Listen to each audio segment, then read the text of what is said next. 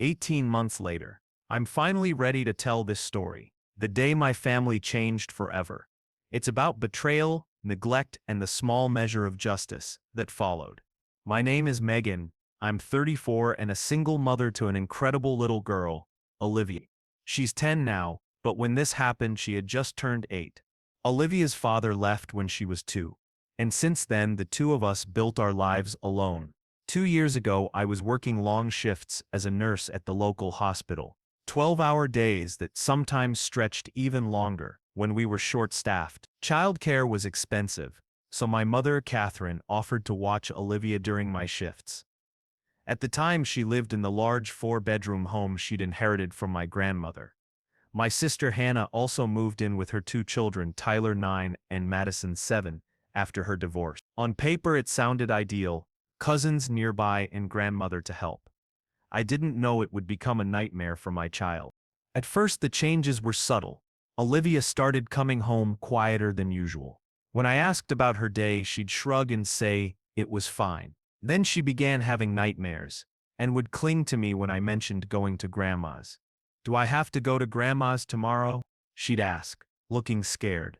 I was exhausted from work, and trusted my mother and sister to care for her, so I didn't press as hard as I should have. Bits of truth surfaced. Olivia said Grandma made her do heavy chores while Tyler and Madison got to play. She talked about vacuuming the whole house, doing dishes, and cleaning bathrooms. At first, I thought my mother was teaching responsibility, until Olivia told me the kids were calling her names. "They say I'm stupid and ugly," she whispered. "Tyler said I'm not really part of the family because my daddy left." I called Hannah. She dismissed it. "Kids will be kids, Olivia needs to toughen up." I should have removed Olivia from that environment immediately. I didn't. The breaking point was a Tuesday in March. I picked up an extra 7 a.m., 7 p.m. shift to cover for a sick nurse, and to afford Olivia's birthday.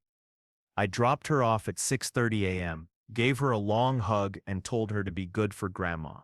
Around 3 p.m., I got a text from Mom.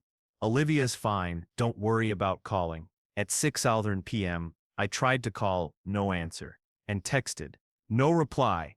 At 6 p.m., I finally reached Hannah. Her voice set off alarms. "Is Olivia with you?" she asked. I told her I was at work and had dropped Olivia off that morning. Hannah said she hadn't seen Olivia all day. My phone clattered to the floor. I called the police and filed an emergency missing person report, then rushed home. By the time I arrived, police were already there. Officers were interviewing my mother and sister. Neighbors and patrols were searching the neighborhood. At 9:47 p.m., Detective Harper called. They'd found Olivia and she was at the hospital. I drove there as fast as I could. At the hospital, Detective Harper and a social worker, Ms. Ramirez, prepared me. Olivia was physically okay but had experienced trauma. She'd been found hiding in an abandoned shed about 2 miles from my mother's house, and had been there since roughly 10 a.m., about 11 hours. They needed to speak with me before I saw her. According to Olivia, the morning began like usual. Grandma made breakfast for Tyler and Madison, but told Olivia she had to wait until she finished chores. The list included scrubbing the kitchen floor on her hands and knees, cleaning 3 bathrooms, and doing 2 loads of laundry. While Olivia worked, Tyler and Madison played video games and taunted her, calling her Cinderella, garbage girl, and saying servants eat after everyone else. Tyler told her her father left because she was annoying. When Olivia asked for breakfast, she says my mother dismissed her and accused her of making trouble.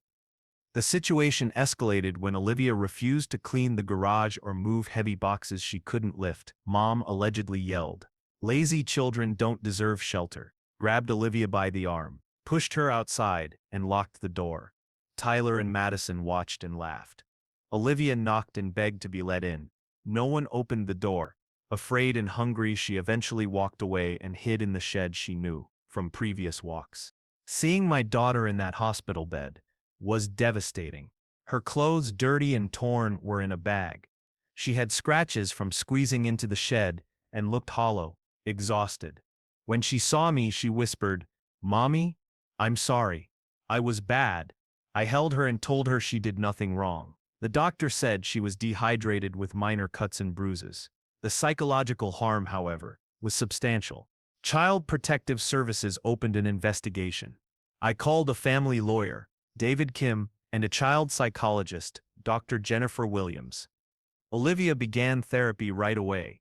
Dr. Williams diagnosed trauma symptoms, anxiety, fear of being alone, and a belief she was bad or deserved abandonment. Williams advised no contact with my mother Hannah, Tyler, or Madison while Olivia recovered. Legally, my attorney said criminal charges would be hard to prove, but we had grounds for a civil suit citing negligence, emotional distress, and child endangerment. CPS interviewed everyone using child-sensitive techniques. The investigator, Ms. Rodriguez, told me my mother's account didn't align with Olivia's or with other evidence.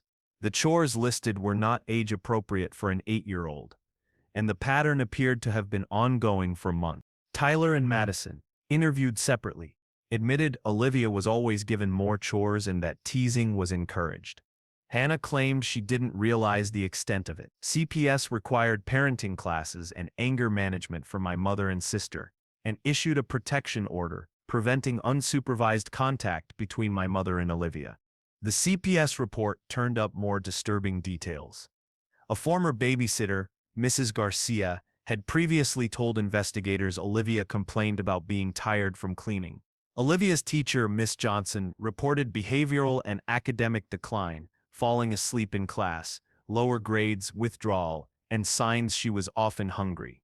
That made clear Olivia had been missing meals during her visits to my mother's house. My mother had also been telling relatives a different story, portraying Olivia as spoiled and manipulative. Several family members, convinced by my mother's version, avoided Olivia. My cousin Rachel later apologized after the truth emerged. She'd believed Mom's narrative that Olivia was the troublemaker. In the weeks that followed, Olivia's therapy continued. Her anxiety and fear required time and patience. Legally and administratively, we cooperated fully with CPS and pursued civil avenues. Family ties were irrevocably damaged. My mother showed no remorse. She framed her actions as discipline. I cut contact. This is our story, a reminder that trusted adults can harm children, and that warning signs, behavioral shifts, nightmares, unexplained hunger, academic decline, should never be dismissed. If something feels wrong, push for answers. For Olivia, healing has been slow, but possible, with support. For me, the priorities are clear: protect my child, and make sure she never feels abandoned again. What followed, the immediate crisis, was an investigation that revealed far more than I expected. The psychological evaluation included in the CPS inquiry was especially revealing. Dr. Patricia Stevens, a forensic psychologist, evaluated Olivia and the family dynamics. Her findings were stark. Olivia showed signs of complex trauma, hypervigilance, emotional dysregulation, and behaviors consistent with sustained psychological abuse. But the assessment of my mother was the most disturbing. Dr. Stevens concluded that Catherine Thompson displayed traits consistent with narcissistic personality disorder, a grandiose self-image, little empathy, and a pattern of exploiting relationships to serve her needs. Her actions toward Olivia appeared driven by control and dominance, not discipline. The report noted no genuine remorse. Catherine's primary concern was how the situation affected her reputation, not Olivia's welfare. Dr. Stevens' evaluation of my sister Hannah was different but equally troubling. She described Hannah as an enabler who prioritized keeping her own life comfortable over protecting her niece. Hannah admitted she witnessed inappropriate treatment but rationalized not interfering. The investigator concluded she consciously allowed Olivia to shoulder excessive chores so Hannah's children would avoid the same burden. Therapy revealed more of what Olivia had endured. Dr. Jennifer Williams used play and art therapy to give Olivia ways to express feelings she couldn't say out loud. The drawings were heartbreaking. A stick figure scrubbing while two children played, a figure crying outside a house while faces in windows laughed, and the most haunting, a picture titled "The Shed," a tiny figure curled in darkness, surrounded by shadows. When asked about it, Olivia said, "This is where I went when nobody wanted me anymore." She described feeling scared, hungry, and invisible. Nobody could see me to be mad at me. Williams explained that Olivia had internalized the abuse and learned to make herself invisible to avoid pain. She even developed dissociative coping mechanisms, mentally leaving the room during the worst yelling, behaviors usually seen in much older trauma survivors. As we tried to heal, other family members urged me to let it go for the sake of unity. Uncle Tom called and suggested forgiving Catherine because she was older. But I refused to excuse child abuse. The family's priority seemed to be appearances, not protecting children. That confirmed my decision to keep Olivia away from them. Olivia's recovery was uneven. Some days she was her bright self. Other days she regressed, clingy, fearful, easily triggered. One night she panicked when I asked her to clean her room. She hyperventilated, apologizing and begging not to be made to leave. It took 20 minutes to calm her and to explain that normal, age-appropriate chores are different from what she had been forced to do. Dr. Williams warned that routine situations could trigger trauma responses. Experiencing it firsthand was devastating. I also sought help. Dr. Michael Chen explained secondary trauma, how a parent absorbs the pain of a child's harm. He helped me channel anger into protective action, instead of letting it consume me. The legal process was grueling. Depositions forced me to relive the ordeal. Mom's lawyer tried to paint me as an overprotective mother, inventing or exaggerating Olivia's struggles for money. He implied children sometimes embellish for attention. I insisted Olivia wasn't seeking attention. She was seeking safety. The defense attempted to argue that holding Catherine accountable would harm Olivia's character. During her deposition, my mother showed no remorse. She justified the act as discipline and claimed she expected me to rush from work to retrieve Olivia, so I'd lose pay. A tactic that revealed she intended punishment, not correction. Hannah's testimony made clear she had enabled the abuse for convenience, admitting she sometimes questioned it but accepted Catherine's framing that Olivia needed discipline. Discovery exposed more texts between Catherine and Hannah that belittled Olivia and encouraged harsher expectations. One read, "That girl is too spoiled." Another, "Maybe some hard work will make her less whiny." Those messages made the pattern undeniable. My attorney, David Kim, filed a civil suit for negligence, intentional infliction of emotional distress, and child endangerment, seeking damages for medical and therapy costs and for Olivia's suffering. The restraining order hearing was intense. Mom's lawyer portrayed her as a loving grandmother. We countered with Olivia's therapy records, the CPS report, and the text evidence. The judge ruled the actions were abandonment, not discipline, and issued a 2-year restraining order prohibiting Catherine from coming within 500 feet of Olivia or me. 6 months later, the civil suit settled for $85,000 to cover therapy, future counseling, and a college fund. More important than the money was accountability. Catherine had to sign a statement acknowledging that her treatment of Olivia was inappropriate and harmful, including removing her from the home and the trauma that caused. Hannah also signed an acknowledgement and took a smaller part of the settlement. Consequences extended beyond the courtroom. Neighbors who had seen Olivia on the porch or walking alone provided key testimony. Catherine lost standing in her social circle. Her book club expelled her and several friends cut ties. Hannah faced professional consequences at the school where she worked, transferred and required to take child welfare training. Tyler and Madison were ostracized by peers. Both entered counseling. Tyler admitted in a CPS interview that he knew it was wrong but had been told Olivia deserved it. The family counselor confirmed the children had been harmed by being taught cruelty. A year after the settlement, when Hannah called crying about Tyler's nightmares and remorse, I refused to reopen contact. Olivia was still healing and I would not expose her to further harm.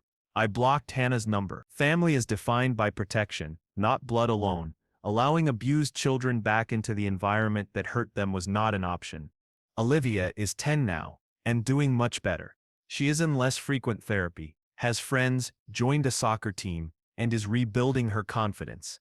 She still has occasional nightmares, But she understands that some adults make bad choices, and it's okay to stay away. The settlement's college fund is secure, but more crucially, Olivia knows her voice matters and that she deserves safety and respect.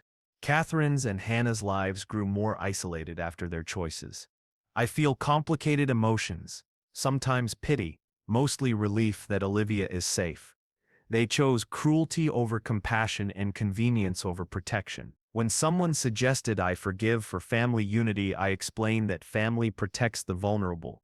They had clearly failed. We've built our own family, supportive friends, attentive neighbors, and professionals who helped us heal. The justice system, therapy, and time helped mend wounds. The most important victory is that Olivia knows she matters. Every child deserves shelter, love, and protection. If someone fails to provide that, accountability is necessary, not for revenge, but to ensure safety and to teach that hurting children has consequences.